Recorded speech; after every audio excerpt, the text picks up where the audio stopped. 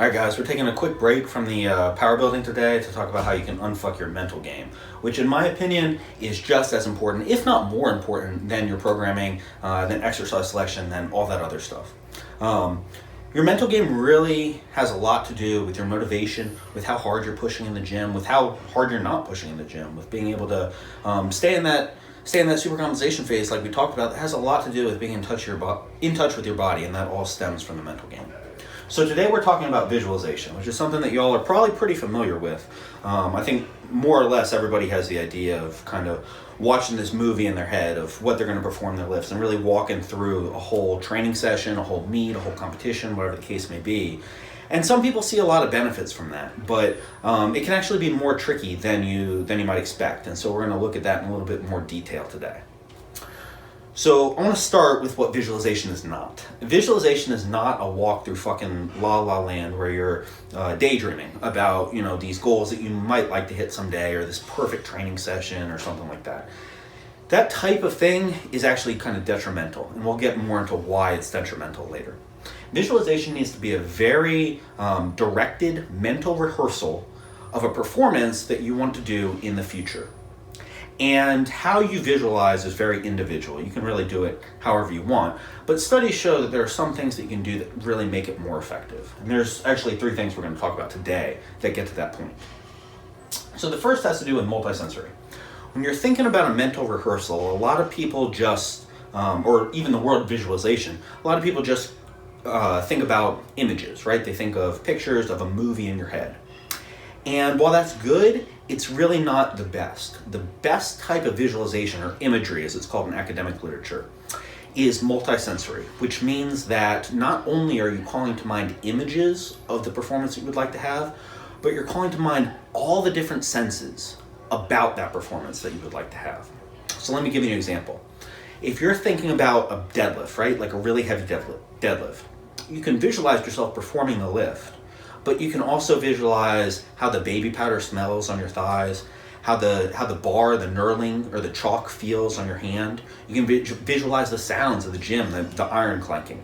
That sort of thing, studies show, actually makes visualization more effective. And so when you do start to visualize, you should try and keep that in mind. You should try and have a broader type of imagery. The second is emotional. And to me, this is actually the most important one. So again, you can have this kind of movie that's playing in your head, and you can make it something that's kind of impartial, right? You're just watching, you're observing. Or you can make it so that you're really invested in this movie, so that when you're sitting there visualizing this deadlift session, you're really calling to mind all the emotions that you have when you're deadlifting. So again, an example, I'll take me. When I start to get geared up for a heavy deadlift, I have this feeling that it's kind of like electricity is maybe the best way I can describe it. And really it's just adrenaline, right? But it's this feeling where my body feels a little bit lighter. I feel almost euphoric. And when I have that sort of feeling, I swear to God, I can put 50 pounds on my deadlift just like that.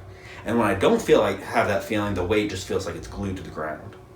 So when you visualize, if you practice, if you call to mind those feelings as well as the other senses, you can actually increase your performance even more. And then finally, internal. And I put internal here because that's my preference, but really, again, this is up to you, whether you want to internally visualize or externally visualize. And all that means is, are you imagining yourself as an observer or a participant? So external visualization, you're watching yourself almost as if in the third person, right? You're literally watching a movie about your life. Internal, you're the actor in the movie. And so if you've ever read Ready Player One, there's this scene where a video game is made and you're actually an actor in like a Monty Python movie. That's the type of internal visualization I'm talking about. It's an embodied experience. It's not... You're watching in the first person, not the third person. So these are 3 different things that you can use to make visualization more effective. That said, there are times when visualization can actually be detrimental. And this goes back to what we talked about at the very beginning of the video. So sometimes what happens is you visualize this perfect performance, right? You visualize, let's say you have a deadlift PR coming up, you're going to pull 600 for the first time. And you're walking through this in your mind all week, and you're visualizing warming up, and the weights are flying and they're moving fast, and you're feeling loose and you're feeling good. And then you get in the gym and you realize, shit, man, I didn't sleep last night because I was so fucking amped up because I was doing this visualization. So I'm dragging, my caffeine's not working, I'm sore, like my hips are sore from sitting in the car, whatever, right? It's not how you visualized it. And for many people, that can really, really throw off their game.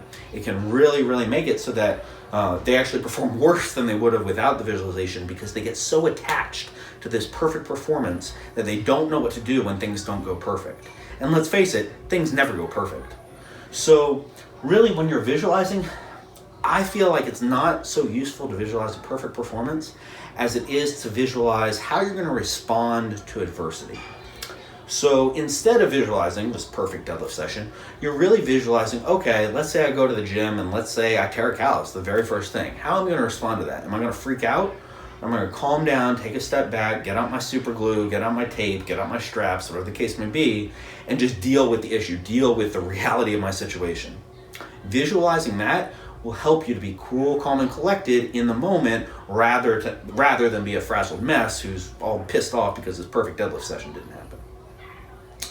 So the last thing I want to say about visualization is I don't really think that you should do it all the time. I think this needs to be kind of a concentrated thing that you do very deliberately at certain times during your training.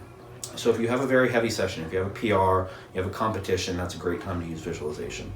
Another great time to use visualization is if you're practicing a new technique, right? Let's say you're trying to clean up your high bar squat, and you're really having trouble with it. What you can do is actually in your squat session, let's say you nail a perfect set and everything feels right, you're balanced, you're hitting the hole fast, you're coming out hard, and it really feels right.